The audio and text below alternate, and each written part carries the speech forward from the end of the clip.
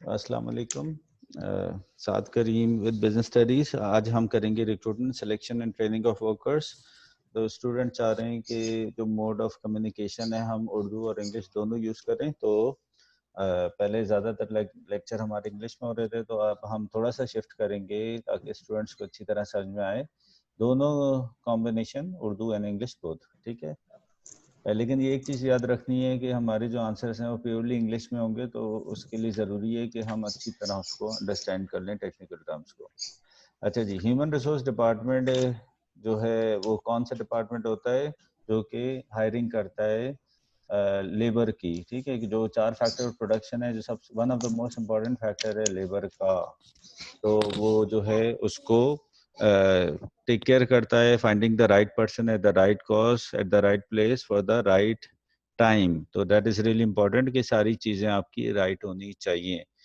अब ये जो एचआर डिपार्टमेंट है, जिस तरह मार्केटिंग डिपार्टमेंट होता है, अकाउंटिंग डिपार्टमेंट होता है, तो एचआर डिपार्टमेंट का क्या है कि हायरिंग करना, ठीक है। अगर जो एमबीए करके या इंजीनियरिंग करके पास आउट हो गए, तो उनको जो हायर करना, और जो एक्सपीरियंस हैं दूसरी कंपनीज में जॉब कर रहे हैं, finding out the right person, best employ जो है, ताकि आपका जो बिजनेस ग्रूम करे। क्योंकि एम्प्लॉय अगर सही नहीं होगा, मशीनें सही हो जाएं, कर लें आप, एक से एक इक्विपमेंट लेकर आ जाएं, but if employees are not dedicated और यू हैवंट फाउंड आउट कि भाई आपने जो है सारे प्रोसेस से जो है सही पर्सन सेलेक्ट नहीं किया। और ये भी हो सकता है कि आपने जो है वो the person who is good in numbers, वो आप उसको मार्केटिंग में लेकर आ जाए, तब भी प्रॉब्लम है। तो हम देखते हैं कि क्या क्या स्टेप्स होते हैं और क्या क्या फंक्शंस होते हैं। असल में ये जो चैप्टर है ये बताता है कि आपका जो है recruitment selection and training of workers के work of the human resource department. हमारे सामने 6 फंक्शंस हैं जो वन बाय वन हम डिस्कस करेंगे ग्रेजुअली, कि भाई ये जो है एचआर डिपार्टमेंट का काम क्या होता है। आमतौर पे कॉन्सेप्ट ये समझा जाता है कि एचआर डिपार्टमेंट इतना ज़्यादा जो है इफेक्टिव नहीं है, लेकिन अगर हम यहाँ पे देखेंगे तो एचआर डिपार्टमेंट जो है वो इट्स वेरी इंपॉर्टेंट, बहुत इंपॉर्टेंट रोल प्ले करता है। इसमें सबसे पहले अगर हम देखें, recruitment and selection involves attracting and selling the selecting the best candidate for vacancies that arise, ठीक है। आगे हम नीचे बाद में इसको देखेंगे कि रिक्रूटमेंट सिलेक्शन के आपके 8 स्टेप्स आपके सामने, जिसको वन बाय वन डिस्कस करेंगे। ब्रीफली अभी हम देख लेते हैं कि what are the human resource department functions. दूसरा है wages and salaries. These must attract and retain the right people and be sufficiently high to motivate employees. अच्छा, वेजेस एंड सैलरीज का फंक्शन के एम्प्लॉय जो आपका ब्लू कॉलर वर्कर्स होते हैं, जो फैक्ट्री वर्कर्स होते हैं, या जो आपका डोमेस्टिक स्टाफ होता है, उनको वेजेस मिलते हैं। वाइट कॉलर वर्कर जो होते हैं, जो कि मैनेजमेंट में होते हैं, या फिर वो जैसे स्कूल में टीचर्स हैं, ठीक है, कंपनीज में अकाउंटेंट्स हैं, या डायरेक्टर्स हैं, मैनेजर्स हैं, उनको सैलरीज उनका ख्याल रखना। कौन है जो है एब्सेंट हो रहा है, किसके क्या बेनिफिट्स हो रहे हैं, ठीक है, किसकी सैलरी का क्या डिडक्शंस हैं। 10 employees, 100 employees, they are like 10,000 employees. तो उन सबकी जो वेजेस और salaries, it's not an easy job, ठीक है, उनका ख्याल रखना और टेक केयर करना। अब जो उनके हमने मोटिवेशन में पढ़ा, ये जो उनके सर इनकी बेनिफिट्स टेक होते हैं केयर कौन करते हैं? जी, इन सबकी टेक इन टेक सबकी केयर टेक कौन केयर करते हैं? ह्यूमन रिसोर्स डिपार्टमेंट करता है, ठीक है। सही। ह्यूमन रिसोर्स बीच में लिखा हुआ है ना, आप स्क्रीन नजर आ रही है आपको जी। जी। तो ये ह्यूमन रिसोर्स डिपार्टमेंट जो बीच में ये सारे टेक केयर करना कि भाई लोग की सैलरी बनाना, और ये अकाउंट्स डिपार्टमेंट करता है, लेकिन सबसे पहले जो सैलरी सेट करना, ठीक है, उनकी जो है वो बेनिफिट्स वगैरह डिसाइड करना। जो सबसे पहले जो जब एम्प्लॉय आता है और वो सेलेक्ट होता है, तो फिर ये सारे नेगोशिएशन होते हैं कि भाई आपकी सैलरी कितनी होगी, ठीक है, आपको क्या क्या बेनिफिट मिलेंगे, तो ये सारी चीज़ें डिसाइड करना, ठीक है। With industrial relation, there must be effective communication between the representatives of the management and of the workforce. This may be to resolve grievances and disputes, but also to put forward ideas and suggestions for improvements. बड़ा important काम है industrial relation. इसे हम industrial dispute भी कहते हैं और HR relations भी कहते हैं, यानी वर्कर और मैनेजमेंट के बीच में। ये अक्सर वर्कर स्ट्राइक पे चली जाती है कि हमारे मुतालबात पूरे नहीं हो रहे, हम स्ट्राइक पे जा रहे हैं।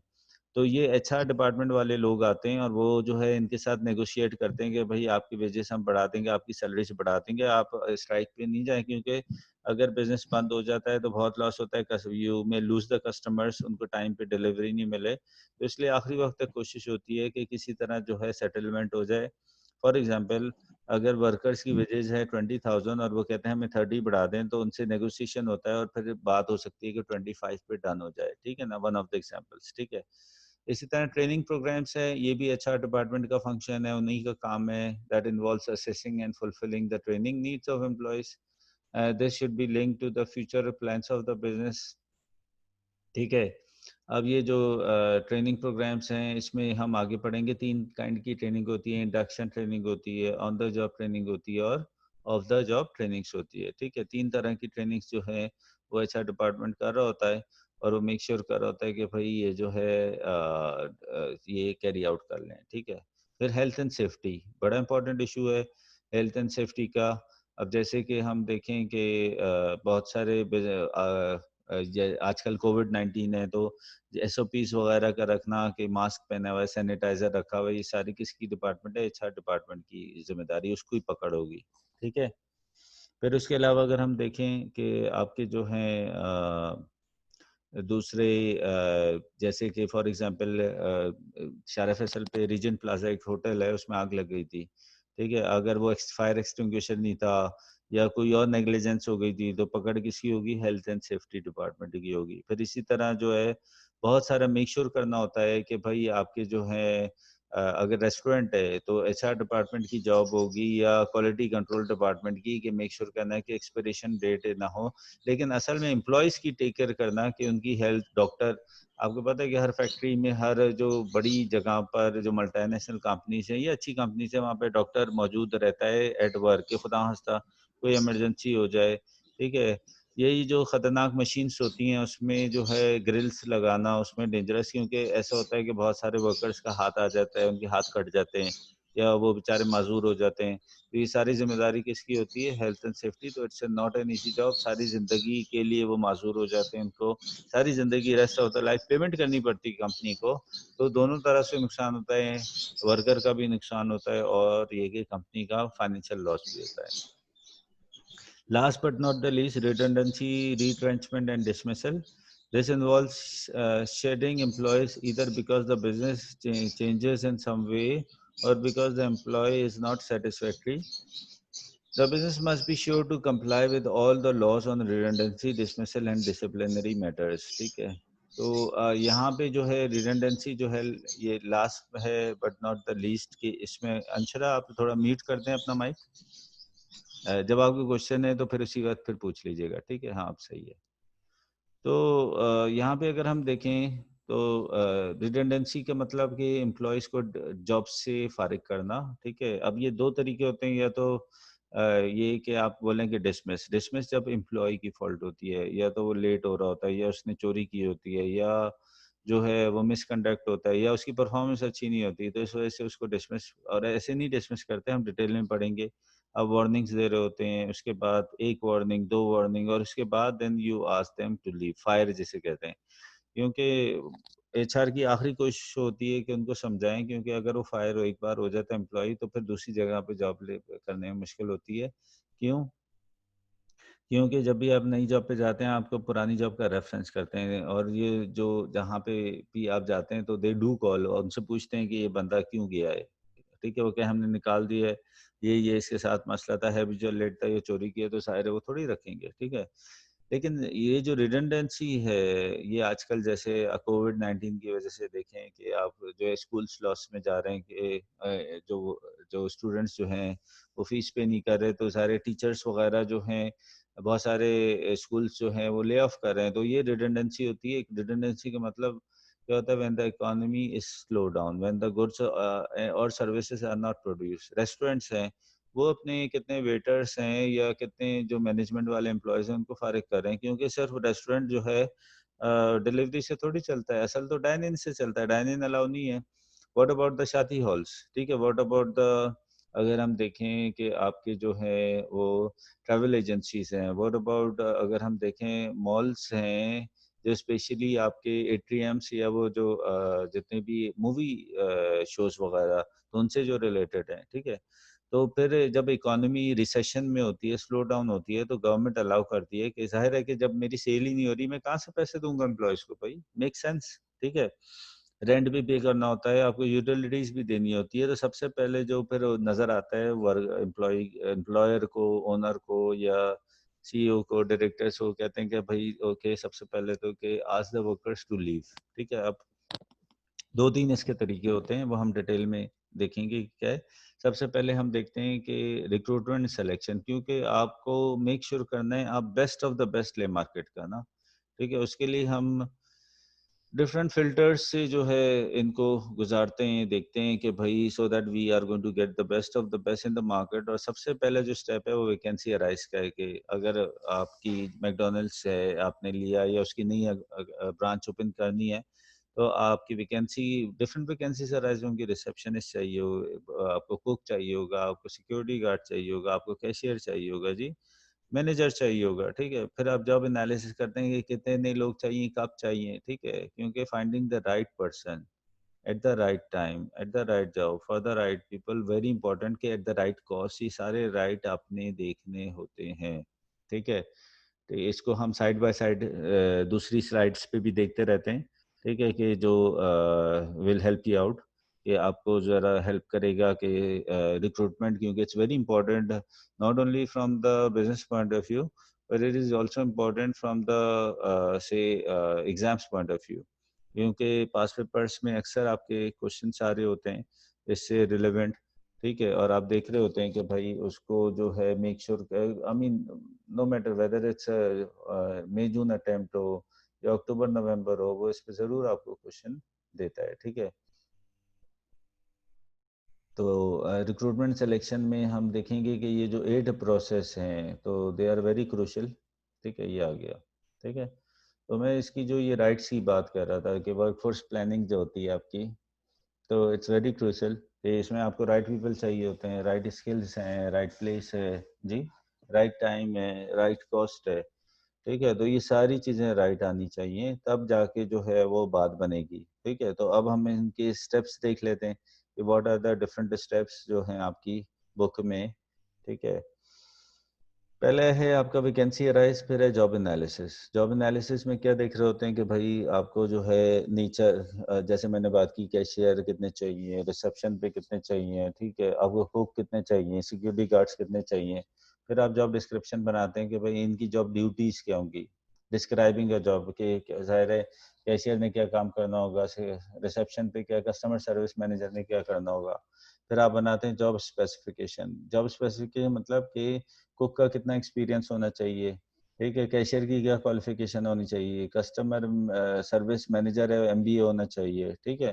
तो मैं स्टूडेंट्स को ईज़ी ताकि उन्हें याद रहे इस तरह बताता हूँ कि job specification is about person और job description is about job, ठीक है? कि डिस्क्राइबिंग अ जॉब। जब ये सारी चीज़ें हो जाती हैं फिर एडवर्टाइज़मेंट्स होता है। एडवर्टाइज़ करने के 2 तरीके हैं, एक तो इंटरनल एडवर्टाइज़मेंट होती है और दूसरी आपकी क्या होती है एक्सटर्नल एडवर्टाइज़मेंट होती है, ठीक है? तो जो इंटरनल एडवर्टाइज़मेंट होती है तो इसमें क्या होगा कि आप देखते हैं कि भई ऐसा है कि फॉर एग्ज़ाम्पल कि अगर ये बैंक है तो बैंक में पहले बैंक अल हबीब है, दूसरी ब्रांचेज़ में पूछेंगे कि वहाँ पे कोई ऐसा है कि जो एक्स्ट्रा एम्प्लॉयी है तो जो हमारे पास आप भेज दें। ठीक है? अब जैसे कि सेंट ग्रेगरी की 2 ब्रांचेज़ हैं, ठीक है? कि उसमें वो दूसरी ब्रांच में अगर कोई टीचर है जिसके पास टाइम है कि दूसरी दिनों में क्लास ले सकते हैं। अब I am a visiting faculty, ठीक है? तो मेरे पास जो है I mean most of the time I do have like 3 schools, ठीक है? तो अगर एट टाइम्स मेरे पास 2 हैं and I can accommodate the third one तो मैं दूसरी ब्रांच पे जाके जो है वो लेक्चर्स दे सकता हूँ।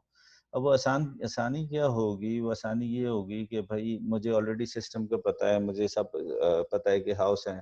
मुझे इसका जो आईएलएम सॉफ्टवेयर का पता है, इसमें ट्रेनिंग की ज़रूरत नहीं पड़ेगी, ठीक है?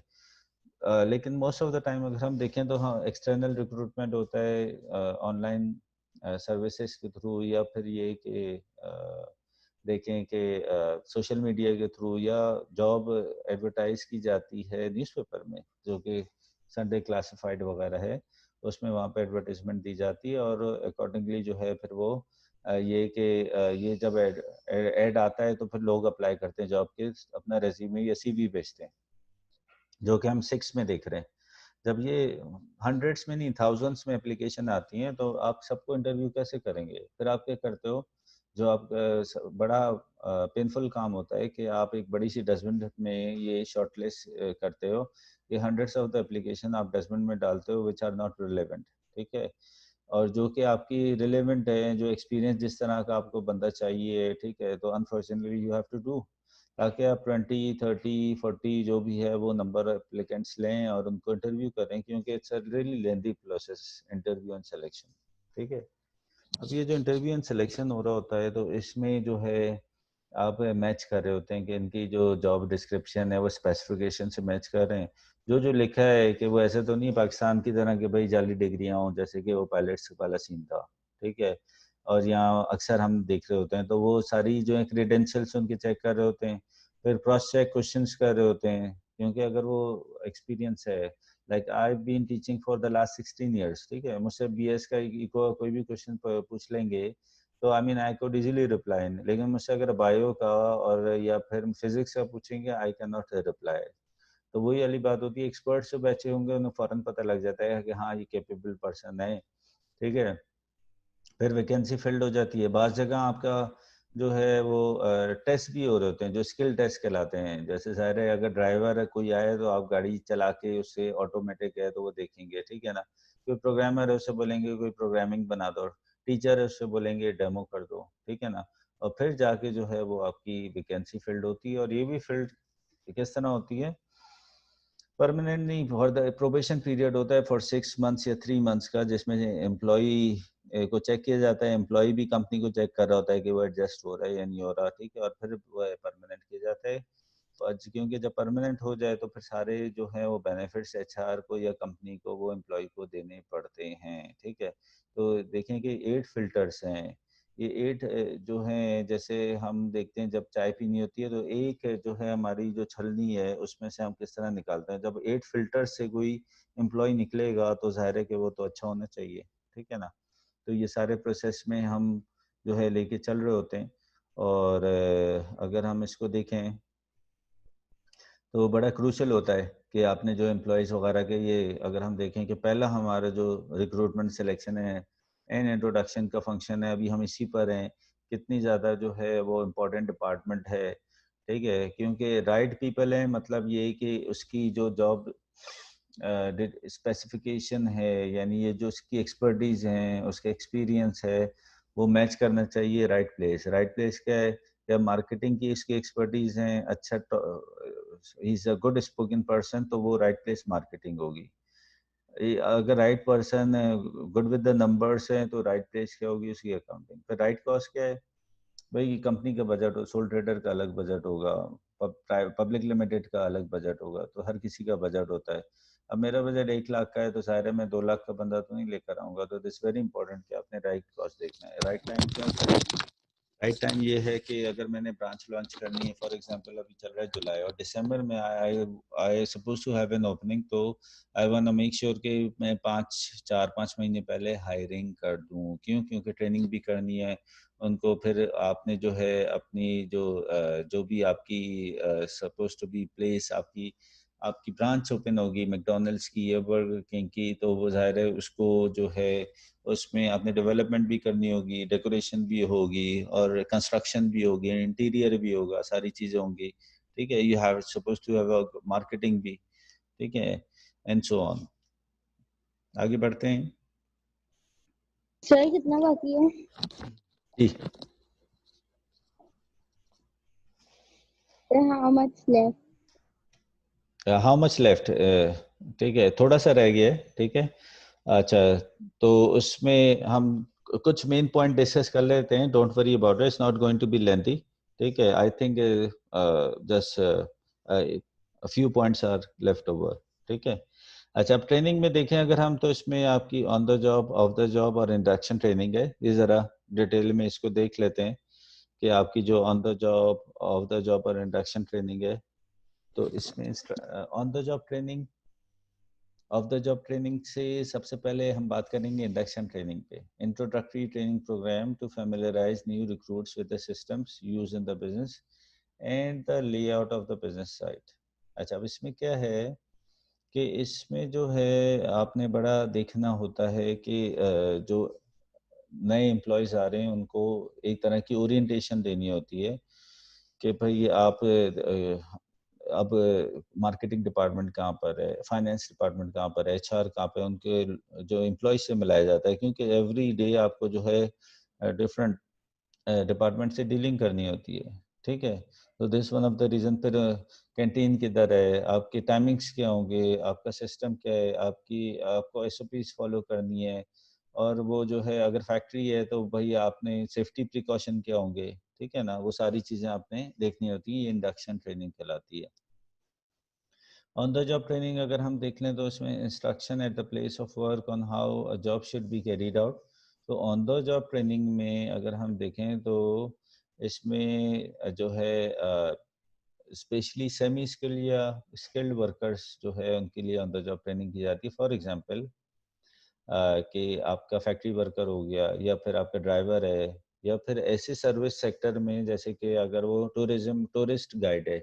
अब वो गाइड के लिए ऑन द जॉब ट्रेनिंग इसलिए ज़रूरी है कि उसे स्क्रीन पे देख के तो नहीं बता सकता कि भाई नथिया गली में कौन सी जगह है, या जो है सिंगापुर में अगर हमने, तो वो ही और she has to visit the place कि कौन से होटल्स बेस्ट हैं, कौन से रेस्टोरेंट्स अच्छे हैं, कौन सी जो है डेस्टिनेशन जहाँ पे जो है वो विजिट कराया जाए, जो पूरा ग्रुप आएगा, ठीक है ना।